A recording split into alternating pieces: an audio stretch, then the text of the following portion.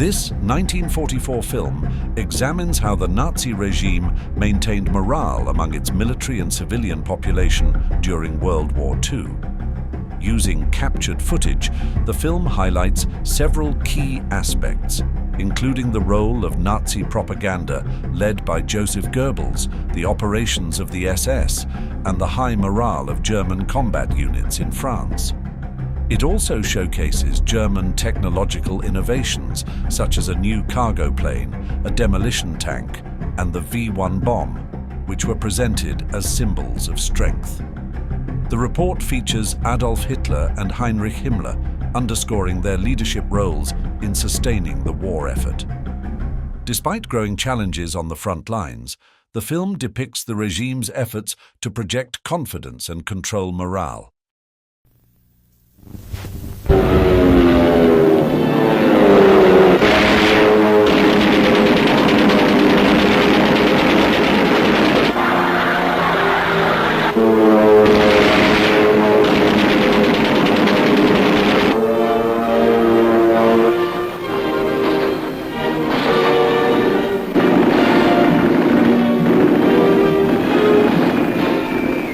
Bolschewisten ergeben.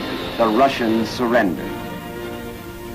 Thus the retreat is hidden in the showing of a successful operation.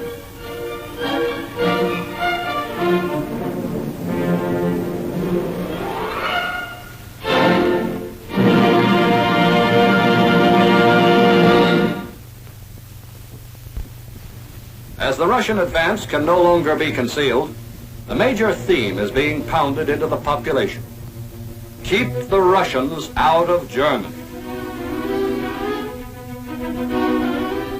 This is Goebbels' shrewdest argument, to exploit the Germans' fear of the consequences of defeat. So far, propaganda, regimentation, and fear have kept the German home front under control.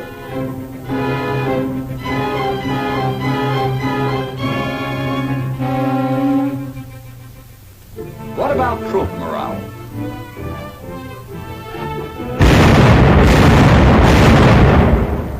Here's the latest German film on the Battle of France.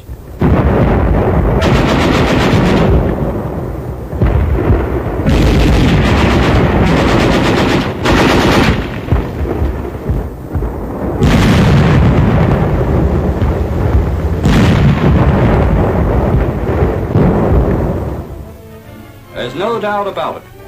The battle is tough.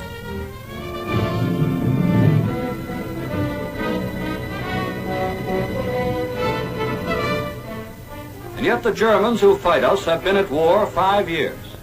They have suffered defeat after defeat. By normal standards, they should be ready to give up. Why don't they? The answer is that most of the Germans are good professional soldiers, hardened veterans. They've grown used to the risks and setbacks of war and proved skillful defensive fighters.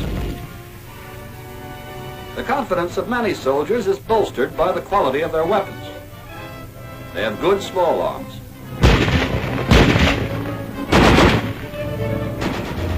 Their heavy equipment is excellent. Their artillery ranges from highly mobile field pieces to huge railroad guns.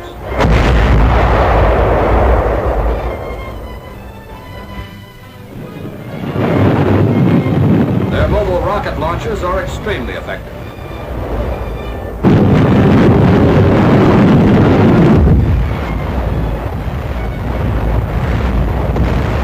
New weapons are exploited to the utmost for purposes of morale. An example is this monster, the Me-323 transport plane. Its warehouse-like interior can hold a tank or truck. It can carry 150 fully equipped troops. Here's another Nazi notion, the Doodlebug tank. It caused us little trouble. But its surprise introduction was widely publicized in the German army.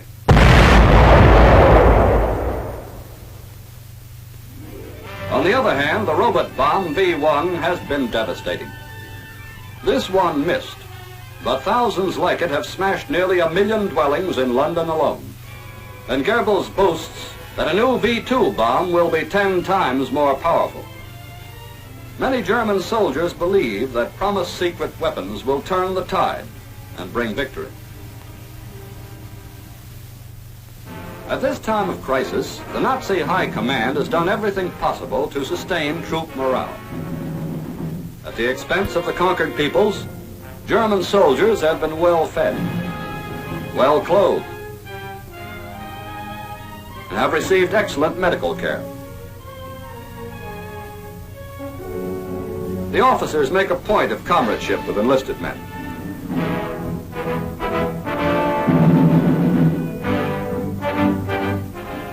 Prisoners we have taken provide the best yardstick for measuring troop morale. Prisoners are interviewed. The interviews are analyzed, and a check is maintained on the trends of German morale. A cross-section shows that a small percentage is out-and-out defeatist. Some are discouraged and indifferent. The majority, however, still fanatically believe in the Fuhrer. Even capture cannot shake the arrogant faith in the Nazi creed that's been bred in them from childhood.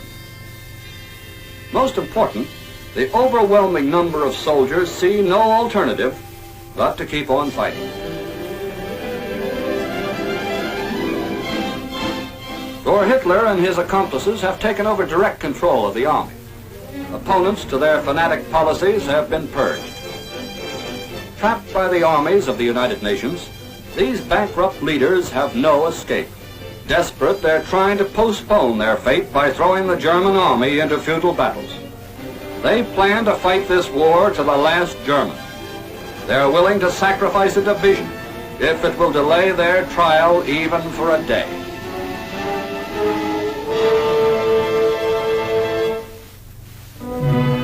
To enforce this policy of wanton destruction, they have a personal army of trained murderers, the SS. The blind loyalty of these men has been bought by a special privilege. They've been taught fabulous lies about their own racial superiority. In the name of the Fuhrer, they indulge themselves in every form of brutality and sadism. Appropriately, they are led by Heinrich Himmler, the depraved torturer, the man who has made a science of mass murder. Responsible only to Hitler, these 250,000 SS men have fortified German cities against their own inhabitants. SS units have been placed in key spots on all fronts. In case of revolt, they are prepared to fight the regular army. They have their own air force, their own panzers. They operate their own transport and communication systems. They form a brutally efficient weapon against revolt, a police army unprecedented in the history of nations.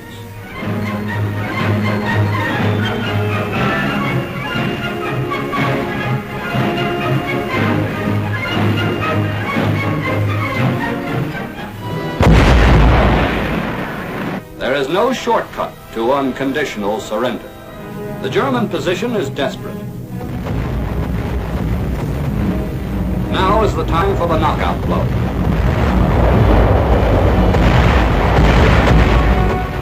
It's a tough and bloody job. But to falter now, either on the battlefield or in the factory, means to endanger the sweat and suffering we have already poured into the war effort.